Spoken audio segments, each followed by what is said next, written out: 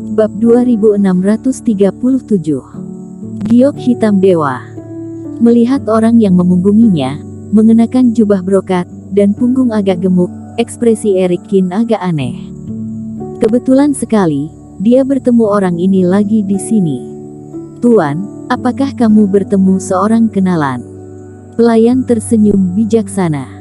Ya, kamu tidak perlu khawatir tentang aku pergi sendiri saja. Erik Kin mengangguk, dan setelah memastikan bahwa pria yang membelakanginya adalah pria muda berjubah brokat itu, matanya berkedip beberapa kali. Bukankah dia hanya perlu memukul seseorang dan dijebloskan ke penjara? Sekarang kesempatan itu datang. Anak ini memiliki sedikit dendam dengan dirinya sendiri, dan basis kultivasinya sudah cukup, dia tidak akan dipukuli sampai mati sendiri, itu adalah tujuan yang sempurna. Memikirkan hal ini, Erik Kin berjalan langsung ke sana. Pada saat ini, pria gemuk itu sedang mengobrol dengan 3 teman, dan dia membual. Sebelumnya ketika melihat Erik Kin, dia sangat ketakutan yang juga menghilang banyak saat ini.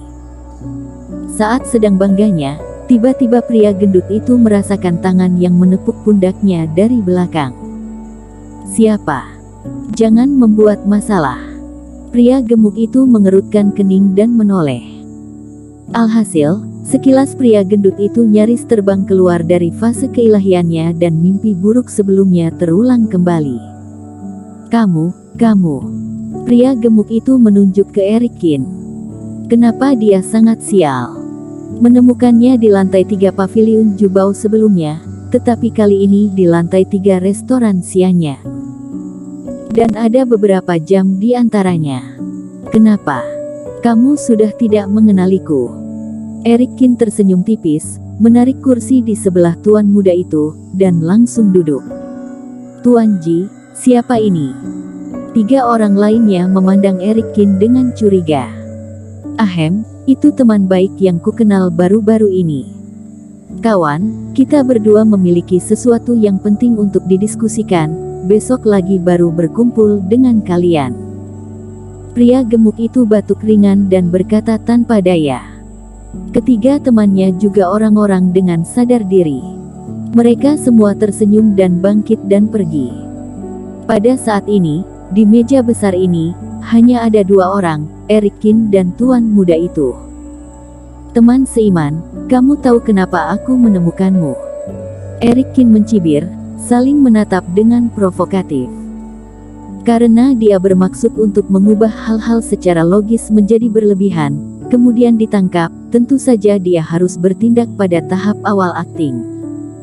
Aku tahu, hei, itu semua kehendak Tuhan. Pria gemuk itu menghela napas ke langit. Bertemu Erik Kin 2 kali dengan begitu cepat, dia semakin mempercayai kata-kata ayahnya. Seperti yang diharapkan, orang tidak dapat melakukan kesalahan. Teman seiman, aku akui bahwa aku melakukan kesalahan besar dengan merusak keadaan pencerahanmu secara tidak sengaja, tetapi kesalahan telah dibuat, dan sekarang tidak ada gunanya meminta maaf, jadi katakan saja, bagaimana aku bisa menebusnya? Pria gemuk itu berkata dengan tulus. Kali ini dia dicari oleh Erik Kin lagi dan kontradiksi antara keduanya pecah, itu membuatnya tersadar. Dia tidak tahu pikiran Erik Kin, jadi merasa bahwa meskipun Erik Kin tidak bisa melakukan apapun di kota kuno Linjiang, dia tidak boleh langsung pergi, tidak bisa terus menghindarinya begitu saja. Kompensasi. Apa yang harus kamu lakukan untuk memperbaiki kesalahanmu? Bukankah kamu yang seharusnya membuat syarat? Erik Kin berkata ringan dengan hati yang bergerak. Bukankah ini hanya kesempatan? Selanjutnya, apapun kondisi yang diberikan pria gemuk itu, dia hanya bersikeras bahwa itu tidak cukup. Ditindas berulang kali oleh dirinya, seperti kemarahan yang menindas dari sisi lain, keduanya bertengkar dan menjatuhkannya ke tanah dengan backhand, masalah selesai. Benar juga, seharusnya aku yang mengatakannya. Pria gendut itu memikirkannya sebentar, itu juga masuk akal, jadi dia mengambil tangan dan mengeluarkan kartu Dark Jade langsung dari tas penyimpanan. Giok hitam dewa. Hati Erik Kin tergerak, tidak peduli apa itu, lempengan batu giok hitam yang memancarkan energi abadi ini adalah hal yang luar biasa. Pada zaman kuno, para kultivator tidak berlatih Reiki, tetapi menyerap energi abadi untuk meningkatkan kekuatan mereka. Begitu banyak bahan yang digunakan oleh para kultivator pada waktu itu tidak dapat membawa infus energi abadi. Misalnya piringan formasi yang sekarang dideskripsikan dengan Reiki, jika ditempatkan pada zaman kuno, tergambar pesona keabadian, piringan formasi langsung rusak dan menjadi tidak berguna. Dan giok hitam dewa ini kebetulan digunakan oleh para dewa untuk menggambarkan berbagai metode di zaman kuno yang dapat menahan infus energi abadi dan menyimpan bahan terbaik untuk ilmu sihir. Namun, sayangnya, di akhir zaman kuno, pertempuran antara makhluk abadi dan iblis terlalu sering terjadi, tidak hanya mengubah jalan surga dan bumi, menyebabkan hilangnya energi abadi, bahkan banyak material yang ada di sana waktu itu habis. Hari ini, giok hitam dewa hampir menjadi eksistensi legendaris. Erik Kin menatap pria gemuk itu dalam-dalam. Orang ini, diperkirakan identitasnya juga cukup bagus. Benda ini sangat berharga dan dia belum pernah melihatnya sebelumnya. Dan pria gemuk bersedia mengeluarkan ini, jelas karena dia benar-benar ingin berdamai dengan dirinya sendiri. Teman seiman, benda ini adalah jimat peri kura-kura ular yang digambarkan oleh sekte dewa kura-kura ular yang kuat, dan seluruh tubuh menggunakan giok tinta abadi berkualitas tinggi. Jimat abadi yang disegel di dalamnya dapat menahan kekuatan alam 2 kegagalan fase penilaian dengan 1 pukulan penuh, 3 kali. Aku menggunakan benda ini untuk mengkompensasi hilangnya konsepsi artistik teman seiman karena dihancurkan olehku. Apakah menurutmu itu layak? Pria gemuk itu berbicara tentang fungsi dan asal-usul harta ini, ekspresinya juga terlihat sedikit tertekan. Jelas, hal ini juga cukup berharga baginya. Bisa menghentikan serangan fase penilaian 2 kegagalan dengan 1 pukulan.